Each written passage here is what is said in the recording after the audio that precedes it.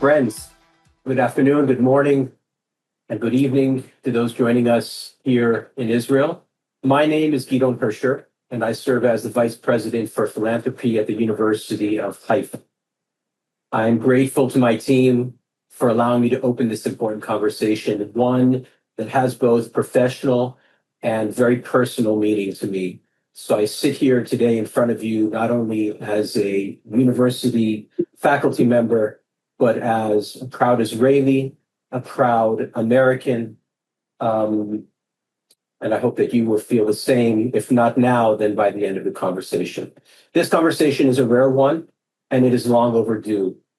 On behalf of the University of Haifa and our team at American Friends at the University of Haifa, I just want to thank you all for joining today's conversation. The name is From Service to Scholarship, Investing in Israel's Druze Community. I remember when I first made Aliyah 30 years ago, when I was introduced to the Druze community, I was sure that we were talking about the Jewish community. Very soon thereafter, I understood that I was misinformed and uninformed, and there was a remarkable present awaiting me in this lesser known community here in Israel. In addition to the thanks for joining, I want to note that these types of conversations should not be taken for granted. We all have choices to make throughout our day. Depending on what time zone you're in, you have decided to be present for this conversation, to put either work aside or family aside or something else aside and prioritize this moment. And for that, I say thank you. Today's conversation is about a scholarship program at the university, but that's just the shell of it. This conversation today is about one of the most remarkable communities in Israel. And for generations, the Druze community has served Israel with extraordinary dedication. Most people don't know about. In times of peace and in times of war, Druze men and women have stood shoulder to shoulder with their fellow Israelis in the military, in public service, and in communities across the country. Tragically, since October 7th, their commitment has once again come at an enormous cost. Druze soldiers have served on the front lines, families have endured profound loss, and communities throughout northern Israel have demonstrated extraordinary resilience, but behind that resilience is deep trauma, sadness, and loss. Now let's think about what happens when the Druze community completes their service, when these young men and women end their IDF service, and now they face another transition. And by the way, this transition is not foreign to many soldiers around the world that complete their service. When you move from the battlefield into civilian life, or in this case, from the battlefield into the classroom. For many, that journey is not simple. Financial pressures, academic adjustment, the realities of rebuilding life after military service can stand in the way of relatively accessible or seemingly accessible higher education. And this is why the University of Haifa, together with the Jewish United Fund and the Jewish Federations of North America, launched the Northern Lights Initiative. This is far more than financial assistance. It's an investment in the future of Israel, in the Druze community, in education, in leadership, and ultimately, an investment in the future of Israel's North. At the University of Haifa, supporting Israel's diverse communities has always been central to who we are. As Israel's most multicultural university, we believe higher education has the power not only to transform individual lives, but to strengthen society as a whole. We believe that we serve as a model, as an example, as even a microcosm of what is possible in this beautiful country. I want to introduce you to my friends that are on the call today. My friend and colleague, Ofer Bavly. He's the Vice President of the Jewish United Fund and Director General of its Israel office, and he will share the vision behind Northern Lights and the partnership that brought it to life. I will add parenthetically that Ofer comes also with an unusually profound commitment to this community. I hope that he will share today some of the choices that he has made as an Israeli to protect and serve this Druze community. We'll also hear from Professor Batya Engel-Yeger, Dean of Students at the University of Haifa, who works closely with students every day and provide insight into how this initiative is already making a meaningful difference. Before we begin, I'd like to acknowledge that programs like Northern Lights are only possible because of supporters who believe in the University of Haifa's mission. So if today's conversation resonates with you, if it moves you, if it interests you, we hope that you'll consider supporting this important work through our American friends of the University of Haifa. You can make a contribution by scanning the QR code in the top right-hand corner of your screen, or just visit afuh.org. American Friends, University of Haifa.org. We'd also love to hear from you throughout the discussion. In other words, there'll be a kind of frontal presentation part, and followed, we will have time to respond to your questions. We'll be reserving time for that through the questions and answers, a Q&A function that you can find the three dots at the bottom right-hand side of your screen. Click on them.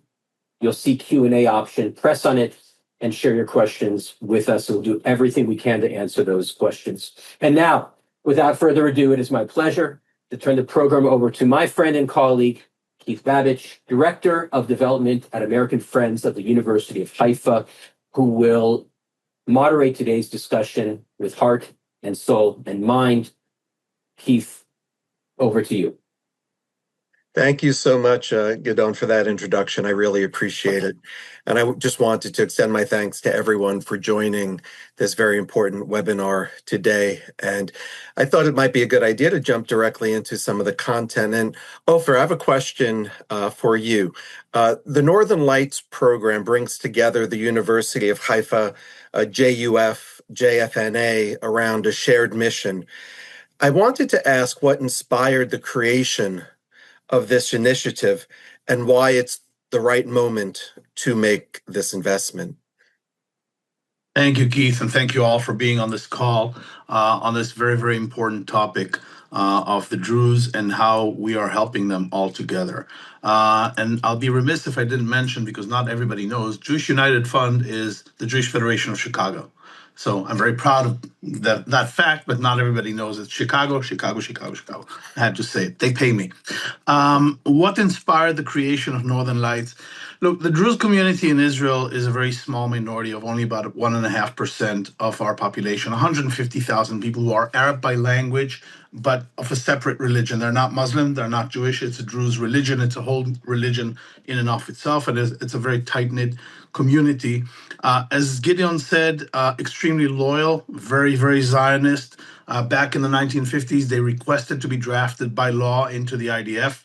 Even though it's a pacifist and a very modest religion, they choose to go into battle, into combat units, frontline in the IDF to protect the state of Israel, the Jewish homeland. And in fact, more Druze have died in military operations than Jews, proportionately to their size in the population. So they have sacrificed on behalf of the state of Israel. And I think that we, the state of Israel, the Jewish people, the government, have not done enough to really say thank you and show our appreciation to this steadfast commitment of the Druze that has started even before the state of Israel was created. Now, there are challenges that this community faces.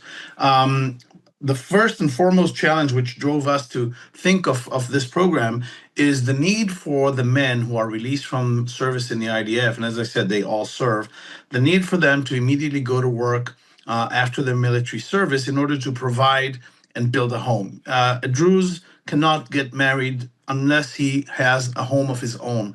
And that drives them to leave the military service and immediately go to work, and whatever they can do, menial work, construction, anything, just to get a paycheck so that they can first buy a home and then they can get married. And that's the first stage. We thought that this is something that needs to be addressed. Druze women are very, very educated. The majority of Druze women are educated. They go to higher education, they go to university. The men do not, because of what I just said. That creates a gap between the men and the women, which we would also like to address. And finally, we want to provide them with the upward social mobility that can only be had when you go through academia, when you go through university.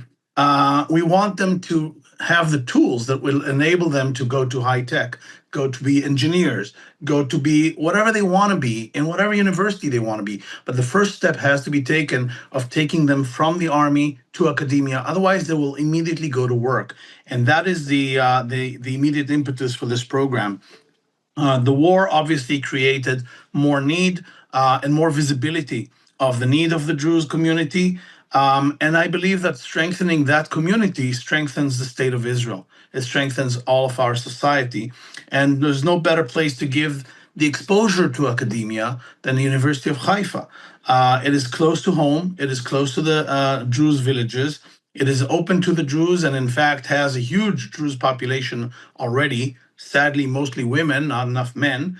And it has, the Haifa University has a leadership in President Gural Ro'i, who understands that and who is committed to working with the Druze. So I think there's no better place for this program than to be actually at the Haifa University. Ofer, thank you for that. That's actually a really compelling case for why the University of Haifa is the right place and why now is the right moment. Professor, I wanted just to move to you for a moment, and I know as the Dean of Students, you have some very interesting experiences that you could share with us.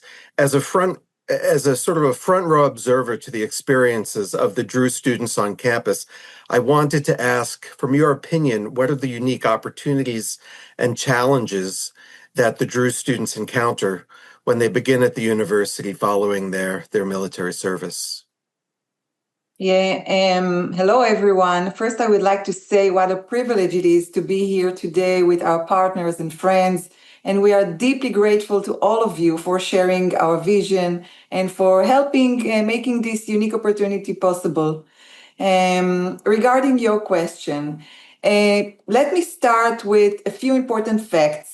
Last academic year, approximately 6,000 Druze students were enrolled in higher education institutions across Israel, representing about 2% of all students. Nearly half of them study at the University of Haifa, making our university, as mentioned, the leading academic home for the Druze community.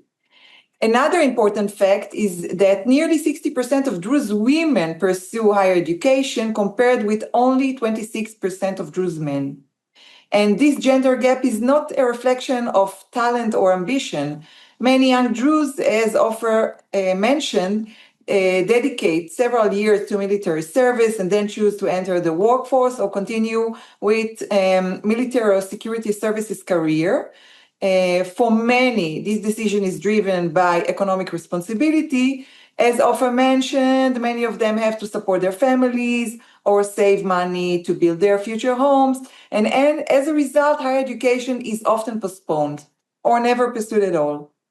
Another challenge is that many also served in combat units and arrive at the university carrying the emotional load of their experiences.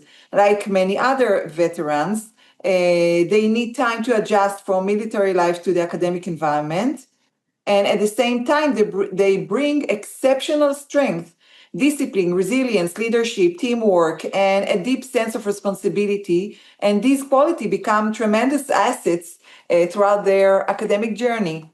And this is precisely why the Northern Light program is so important. It creates a bridge between the military service and higher education through academic preparation, mentorship, and supportive community, and earning even credits, academic credits.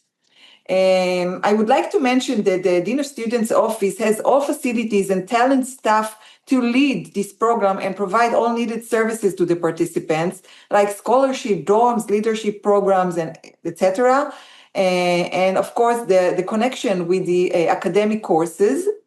And for us, this is much more than an educational initiative. It is an investment in the future leadership of the Druze community, of Israel society as a whole. And as I told James before, I'm so blessed to be here at this specific time. Thank you, Professor. I appreciate your sharing that perspective of life at the university for Druze students. Ofer, I wanted to move back to you and ask a question. The Druze community has made such extraordinary contributions to Israeli society in general, but even more so, particularly since October 7th. What are the challenges that young Druze veterans face as they transition from the military service to higher education and civilian life? Professor touched on it briefly. I wanted to hear it from your perspective as well. Yeah. To answer that, we need to go back to 2018 and the nation-state law that was passed by the Israeli government, a law that essentially enshrined some of the principles of the Declaration of Independence, but didn't take into account the needs of the Druze community, their allegiance to the State of Israel, and their Zionism. And it highlighted Israel as the nation state of the Jewish people, but did not recognize that there are other minorities in Israel that are as deserving as the Jewish people of being part of this society. And the Druze took it very, very hard. Another issue with the law was that it relegated the status of the Arabic language to a second rank, whereas before that it was at the same level as Hebrew. We had two official languages. Now we have one official language, which is Hebrew, and Arabic is an accepted language. That is their native tongue. For them, those two issues and the entirety of this law were really, really very hurtful to them. In addition to that, there was another regulation called the Kamenetz Law. The Kamenetz Law essentially wanted to regularize illegal housing in Israel. Most of the illegal houses in Israel are in Arab and Druze villages, and that impacts all of them because for 80 years, there were no zoning laws for the Druze villages, and now they are required to destroy all the houses that they built in the absence of zoning laws. That is very, very detrimental. It carries a fine, if you don't want to destroy the house, a fine of $100,000 per house, which is something so prohibitive that most Druze families simply cannot afford. Those issues made it really challenging for them, and we hear more and more from the soldiers who are released from the army. They're saying, I came into the army one hand holding a draft notice, and I immediately showed up for military reserves or for my army duty, and I was in the front lines and getting shot at. In the other hand, I'm holding a demolition order from the government ordering me to demolish my home. They say those two can't be at the same time. That's a main challenge that they are facing. They have to fight bureaucracy without having a voice of their own. And we believe that more education, more higher education will give them that bigger voice. Once they have a voice in our society that is much bigger than their voice currently, they will be able to change laws. They will be able to address all these issues, which are a challenge to the entire Druze community. I see those students as the leaders of tomorrow in the Druze community. As a community, and I mentioned this before, part of their religion is modesty. Do not speak loudly. Do not fight for yourself. Do not stand up for yourself. Stand up for your brother and sister, not for yourself. Don't fight for yourself. And we need to give them that voice as a community. And I think education can change all that. It can take those discharged soldiers who have given for 3 years, sometimes much more than that, to the state of Israel, physically defending us. And now it is time for us to do something for them because the government is not doing enough. And I think, unfortunately, it falls on philanthropy and it falls on a wonderfully nurturing home such as the University of Haifa to do what is the right thing to do on their behalf. Ofer, thank you for offering that to us. That's really very compelling. Professor Engel-Yeger, I wanted to ask, beyond the obvious needs of financial support, what kinds of mentorship, guidance, and community are essential to helping students thrive academically and personally? Clearly, you can answer that question from the perspective of students generally, but also if you could narrow down specifically based on the unique needs of the Druze students at the university. Yeah. So financial support is important, but it is never enough. Students thrive when they know that someone believes in them and is committed to their success. And this is exactly the philosophy behind the Northern Light program. And participants live together on campus for 4 months while experiencing university life firsthand. They are supported by our office, a dedicated social coordinator, and an IDF commander who accompanies the group throughout the program.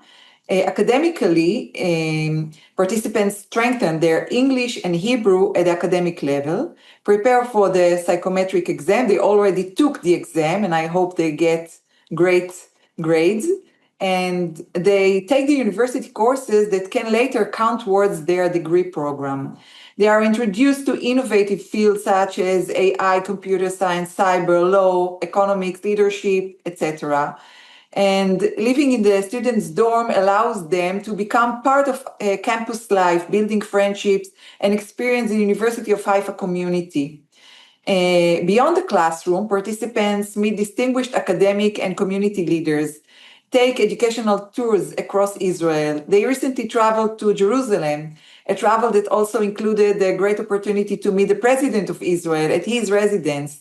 And I must mention that the president is very enthusiastic with this program. He expressed his appreciation in his message of congratulations presented at the opening ceremony of the program at our university. And our goal is for every participant to leave the program with the confidence, networks, and sense of belonging to our university.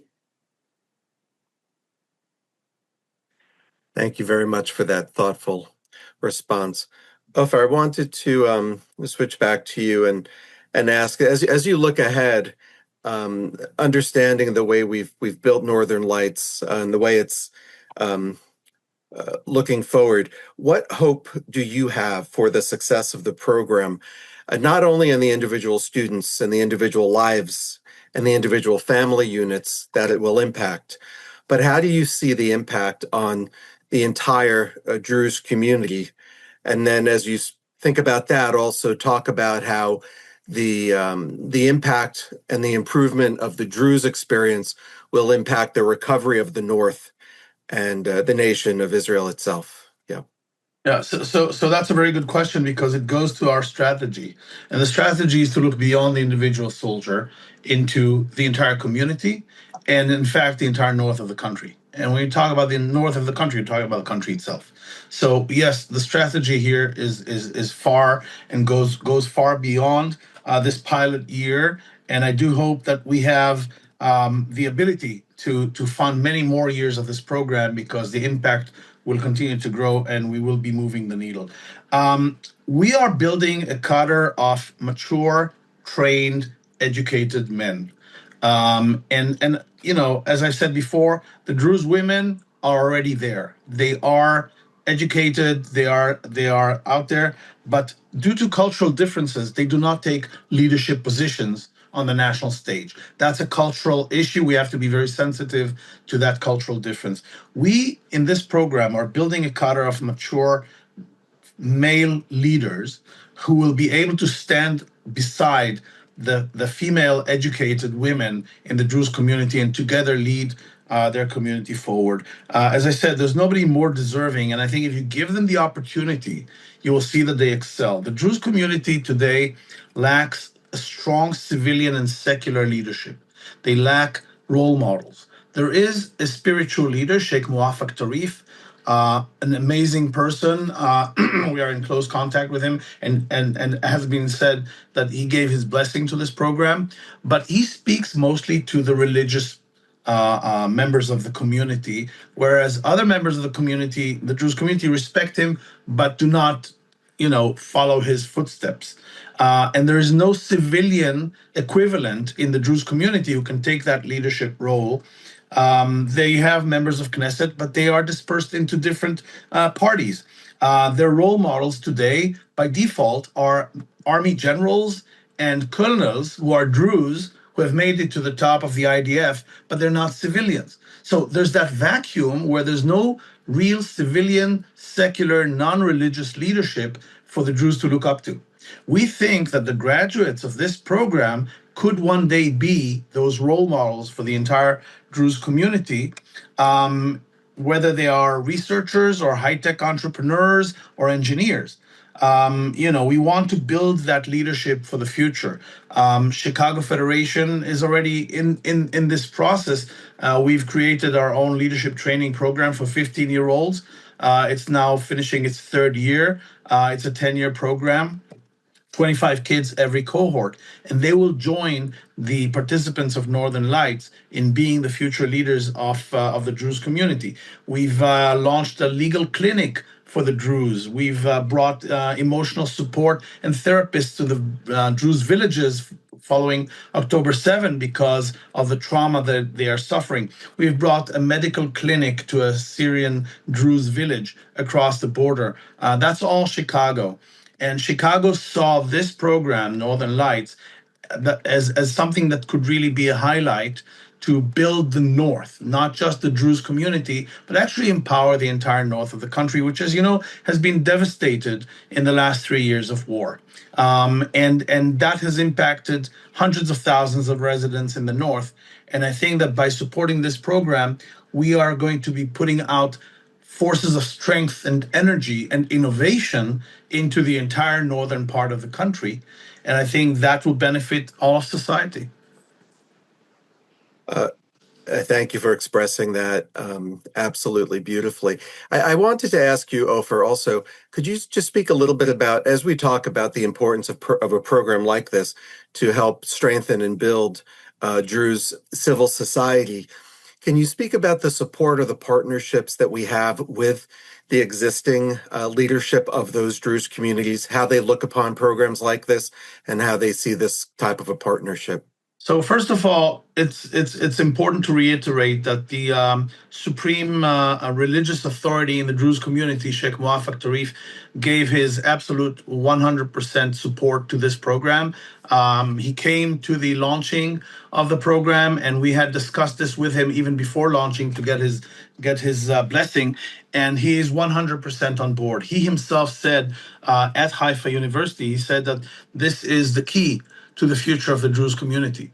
So that's as far as the spiritual leadership. But we are also in touch with the mayors in the 16 Druze villages in the Galilee and the Carmel, and the mayors are very, very enthusiastic about it as well. So I think this is a program, even though it's only in its pilot year, and this is the first time we're doing it, is already making waves within the Druze community.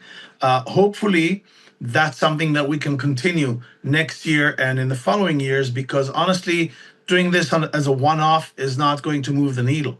And together with our partners in the Druze community, who are very, very helpful and very supportive, and really applaud this program, I think that we have found a formula for something that can be long-term and can move the needle for hundreds of thousands of Israelis.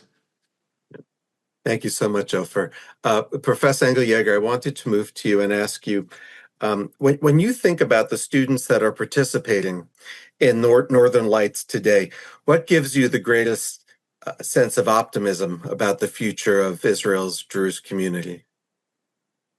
Well, without hesitation, the students themselves. Every time I meet them, I feel we have done the right thing. I'm inspired by their enthusiasm, determination, and growth, and they tell us that they are becoming increasingly comfortable at our university, that the program has made their dreams possible. Some aspire to become physicians, other engineers, educators, and more. And working closely with them, together with our partners in the IDF, allows us to witness their progress every day, academically, in their dedication to the academic courses, and personally, seeing them celebrating, for example, alongside other students at the University End of Year Festival was a powerful reminder that they truly feel they belong. Tomorrow I will join them for a movie, and we are like a family.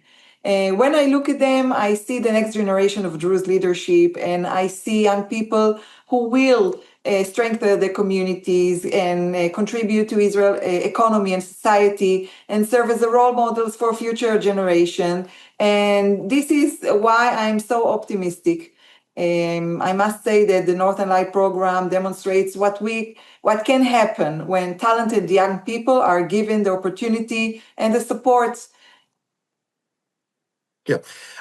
Following up on that, Professor Engel-Yeger, I wanted to ask, a major part or piece of the potential for academic success comes from early understanding and early commitment to the idea that after Army, I can go to school. I can become a professional. I can pursue this area of academic study.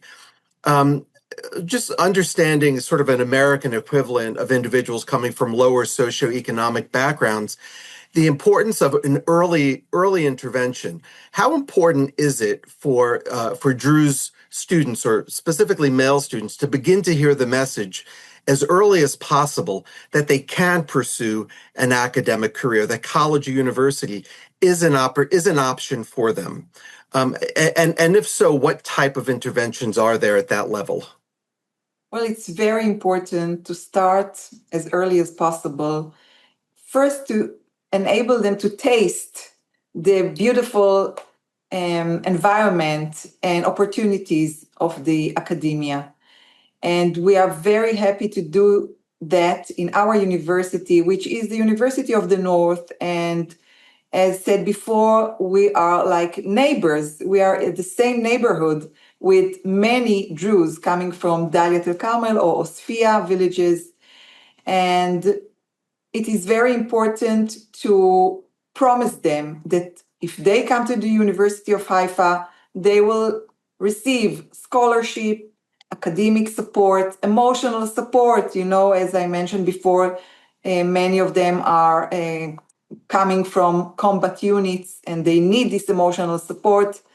And of course, all the other services, except for academic and financial support, we also have social programs to promote their society, to promote the society of the North.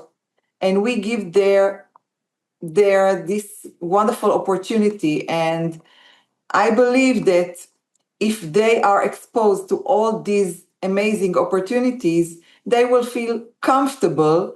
And who doesn't want to become, an engineer, a physician, or a doctor in any other area, and have money, have a position, and have the opportunity to give back to his or our society? Thank you for sharing that, Professor. I think this is an opportunity to extend all the wonderful and beautiful things of living in an open Israeli society and making sure that all of our citizens have the opportunity to benefit in that manner. So sort of along those lines, I wanted to ask this question, maybe to Ofer first, and then Professor, you can join in the answer if you like. Many of us have been following the recent events involving the Druze communities in southern Syria. And we wanted to ask, and this question actually comes from the chat section, are there any Druze students in Israel who are Syrian or Lebanese ethnicity, and have these developments been felt by the Druze communities within Israel themselves, and what impact do the suffering of those communities have on our Druze in northern Israel? So typically, a Druze from Syria or Lebanon cannot just cross the border and decide to move to Israel because of the Lebanese and Syrian government, not because of ours. We have taken in many, many Druze refugees because of the civil war who have come across the border because of the situation in Syria. And of course, we have marriage between Druze in Israel, Syria, and Lebanon. Whenever there is a wedding, the wife always moves to the country of the husband. So we've had many Druze moving over because of wedding, because of marriages, and because of the civil war. But typically, those Druze would not join the IDF, certainly not immediately. That's too much of a change. As for the impact that the Syrian civil war is having, it is a deep, deep impact because the Druze community is so small and so tight-knit that they consider themselves as one nation and brothers and sisters. And what's happening to their brothers and sisters in Syria is impacting the Israeli Druze very, very deeply. They all have family ties there. They all have members of their extended family in Syria suffering right now, and have been suffering. And so they're taking it very, very hard. The Druze community in Israel is helping the Druze in Syria clandestinely. I can't exactly tell you how, but there is a considerable effort being made by Israeli Druze on behalf of the Druze in Syria. And I'll add to that, and I can say even less about that, the Israeli government, spurred by Israeli Druze, is doing more for the Druze in Syria than anybody can know.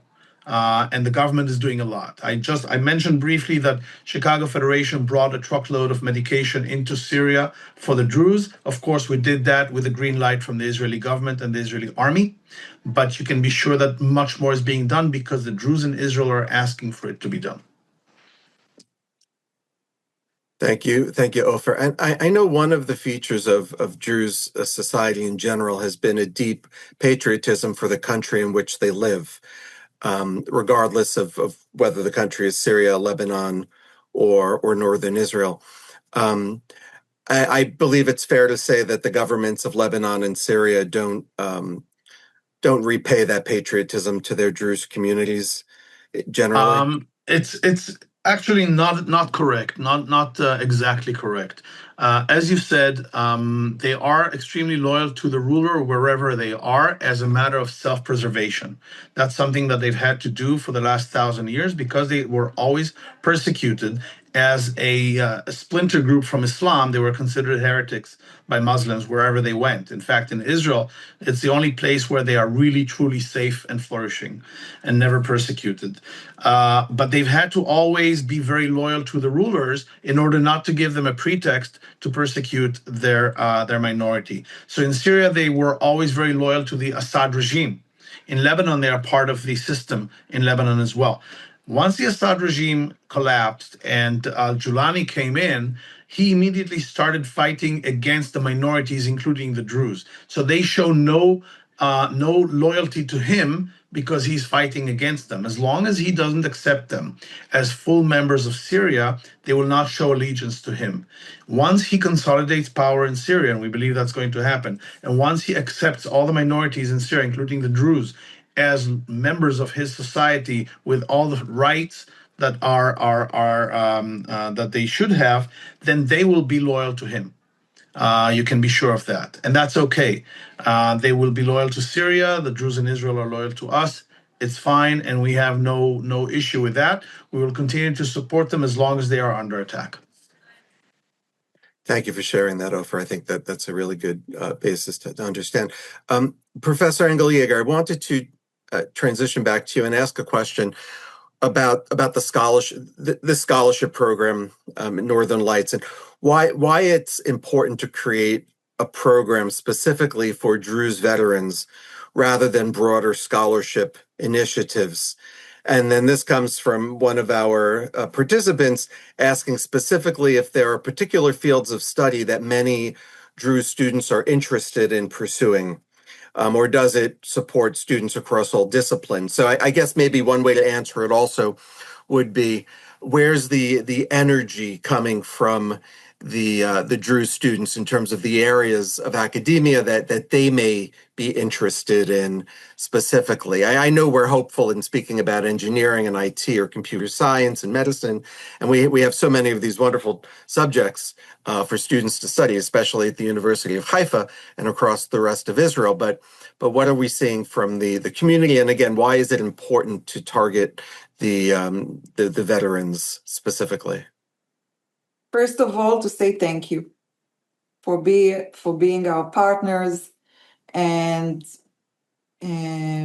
for giving them the opportunity to enter the academic world. Otherwise, they won't do it. Most of them don't do it. Regarding the areas they are interested in, they are interested, from my experience, in many areas as other young people. It can be engineering, medicine, but other disciplines as well. And by giving them this scholarship and these conditions, we make the entrance to the academic world much easier. And this is why it's so important to give them the opportunity. Thank you. I appreciate that answer. And we've talked a little bit around the events of October 7th and the impact on the Druze community specifically. I think it might be a good use of time to speak specifically about the Druze community, maybe overlapping or understanding the impact on the North in general, but what has been particularly impactful for the Druze community that again makes now the right time for a program like Northern Lights. Ofer, would you like to? Yeah. Sure. First of all, we need to mention a tragic event that I'm sure many of you remember when a Hezbollah missile hit a soccer field in Golan Heights inside a Druze village and killed 12 Druze children.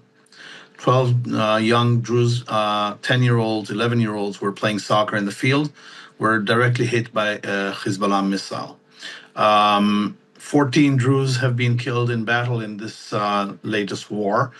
And so the impact is across the entire community. The trauma is suffered by many. We calculate that over 20% of Israelis are now suffering some sort of PTSD, some form of PTSD at a higher or lower level. And that, of course, is the same with the Druze. They are no different. So at least 20% of them are suffering. The problem is they don't talk about it. They are very proud and they're very modest, and they don't tell you that they are suffering. But remember that when the entire north of Israel was evacuated for over a year because of the missiles from Hezbollah, the Druze villages refused to be evacuated because it is one of their core beliefs that you have to stick to the land, never abandon your land. If you abandon your land, somebody else is going to take it. So as a matter of principle, the 16 Druze villages in the Galilee and the 4 villages in the Golan never left their homes, which means that they were under constant rocket and missile attack for a year and a half. Unlike the rest of the North, people who evacuated, self-evacuated, or by the government, the Druze refused to be evacuated.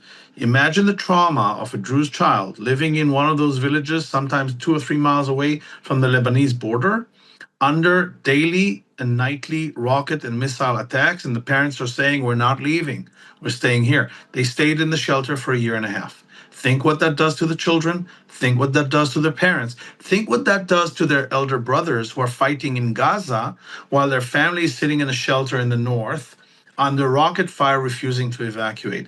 The trauma is probably much, much bigger than 20%. We are doing our best to bring Arabic-speaking Druze therapists to the Druze villages to deal with that. But the thing we hear the most is the women among the Druze saying, I can't convince my man to go to therapy. He says everything is okay, but he hasn't slept a night in the last 2 years.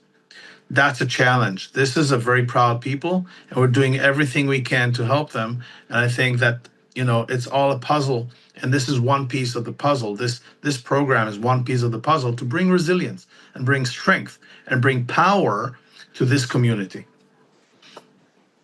Thank you, Ofer. I appreciate that. And it really does talk about repaying a community that has been so deeply committed and patriotic to the state of Israel and is a very important part of the future. I wanted to ask you, Professor Engel-Yeger, being on campus and having the experiences, can you tell us a little bit about what the environment on campus is like as Israeli Jewish students and Israeli Druze students share classes, share common spaces? What's it like in terms of the engagement or the interaction between these different groups, and then how does that contribute to the health of the University of Haifa, the diversity, and which of course extends to Haifa and the communities of the north? Well, Haifa is a beautiful city with shared society, which is very successful and peaceful and tolerant. And as our city, the same experience is at our university, and Druze and Jewish and Arab students study together in harmony and in peace, make friendship. And of course, we should remember that the Druze also served with Jewish soldiers in the army. So they already have a background that connects between Jews and Druze. And we live in a great friendship. I can speak for myself. I visit the Druze villages here next to Haifa almost every week. We work together with Druze people. Some of them are included in our staff, and we are friends like family. Yep. And also another question on campus: what do the we talked about the significant or the really substantial gender gap that exists between female Druze entering higher education in the vicinity of 60-odd% versus men at 20%. I wanted to ask, what do the female Druze students or community members think about efforts to increase the number of men that are sitting next to them in their classrooms, and the likelihood of maybe having a male partner who has an academic background or achievement similar to theirs? Is it something that they're looking forward to? Are we working on adjusting their expectations as well? Definitely. Not only in finding a boyfriend or a husband, but also keeping marriage, because if there is a gap, an academic gap, sometimes it hurts the family. So if the woman is very educated and the man, is behind, sometimes it interrupts marriages. So the Druze students, the women are very into enhance higher education among Druze men to promote their society, to promote their own lives. It's a win-win situation. Excellent. Thank you for sharing that. And then this might be a good question to close on, and I'll ask it and then ask, I think, both of you to address it. Having had this meeting today, this webinar, which has been wonderful, and we have participants, many from North America, several from Europe and around the world.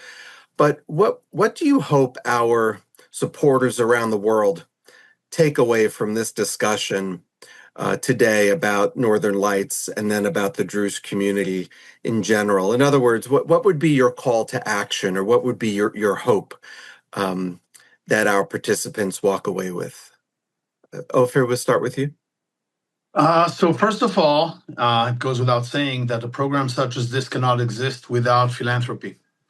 The University of Haifa is a partner with the Jewish Federations of North America and the Federation of Chicago, as well as the IDF. We are all pitching in. A program like that can only exist if we have the financial wherewithal to continue it for many more years. I will say that what I expect is for this audience to understand the need to support the Druze community, because when you support Israel, you need to support Israel's weakest elements. And the Druze are a weak element in Israel's society. They're not a needy element, they are a weak element. And they are an element that, given the right support, can become the strongest part of the state of Israel. And I think there's nobody more deserving than the Druze for all the reasons that we've listed prior. And I would like this group to also learn more about the Druze, get to know the Druze. I've been working in that community for the last 5 years. It's not all I do. I'm working on behalf of my federation. I do a lot more, but for the last 5 years, I really dug into that community, met so many people, understood their culture, their language, their tradition, their religion, which is secretive. And it's fascinating. Learn more about the Druze, get to know them. This is a fantastic part of Israel that is unknown to most Jewish communities. They themselves say that the Jews don't know them enough. I think it is important for us to get to know them, Jews in the diaspora as well as Jews in Israel. We have to know and understand the Druze. And once you know them, I think it'll be an automatic instinct to do whatever you can to help them. Thank you, Ofer. Professor? Just to mention again that higher education opens the door for all these great opportunities that Ofer mentioned. Yeah.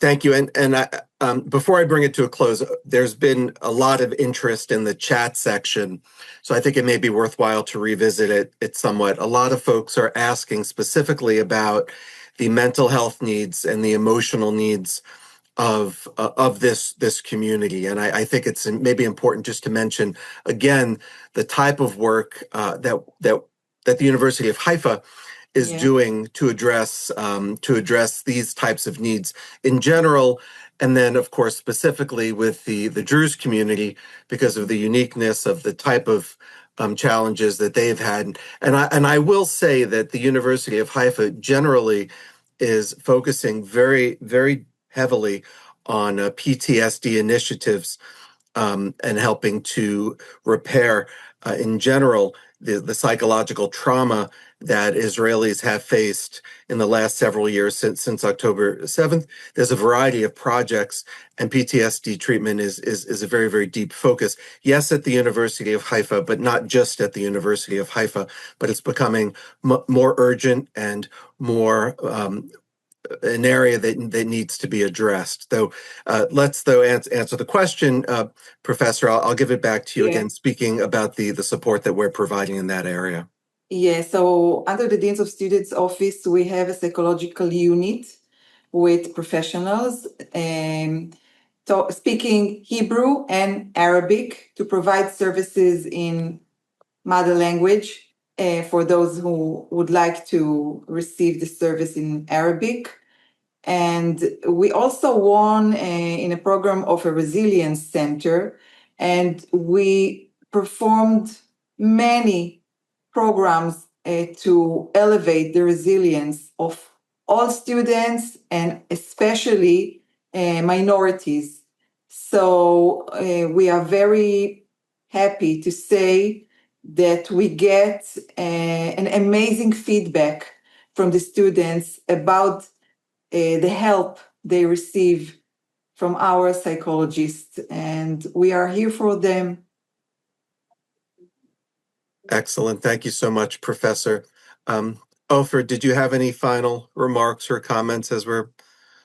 You know, we're heading into a challenging period of time in Israel, not only with threats from outside, but also with an election campaign that is going to be very heated. And I'd like us to be mindful that even while we are dealing with national challenges, domestic and external, it is important not to let the weakest parts of our society fall behind. You mentioned, and people in the chat mentioned, emotional support. And I think that, we should all be doing everything we can at this time to help those Israelis who have been traumatized by the last 3 years, and families of reservists who have suffered, and people who have suffered financial difficulties in the last 3 years, especially in the north and in the Gaza envelope. And, even while we talk about the big issues and we talk about Iran and missiles and Haredi draft, let's not forget to help those in our own society, our own neighbors who need our help. Thank you so much, Ofer. As we begin to wrap up, we just wanted to take a moment to thank all of you for joining us today for this really important conversation about Northern Lights and the future of Israel's Druze community. I will say that to know the Druze community is to love the Druze community. And Ofer's comments about getting to know the community a little bit more, I absolutely advocate for that. It's incredibly interesting, and it's a remarkable community. So we hope that today's discussion with Ofer Bavly and Professor Batya Engel-Yeger has provided a deeper understanding of the challenges facing young Druze veterans as they transition from military service to higher education, and the really extraordinary opportunity that initiatives like Northern Lights create for us to invest in their futures. We invite you to learn more about the University of Haifa's work and to support initiatives like Northern Lights, please feel free to join us in donating at afuh.org/donate. That link is in the chat. If there are any questions that we didn't get to today, we apologize in advance, but you can absolutely always email us at info@afuh.org, and we're happy to share more information about this remarkable program, the remarkable Druze community, and to connect you with our speakers as well if there are things that you would like to learn beyond what we talked about today. Thank you again for joining us. We hope that you'll join us for future programs that are hosted by the American Friends of the University of Haifa, and we wish you a wonderful rest of your day. Thank you, Professor. Thank you, Ofer. Thank you very much. Thank you.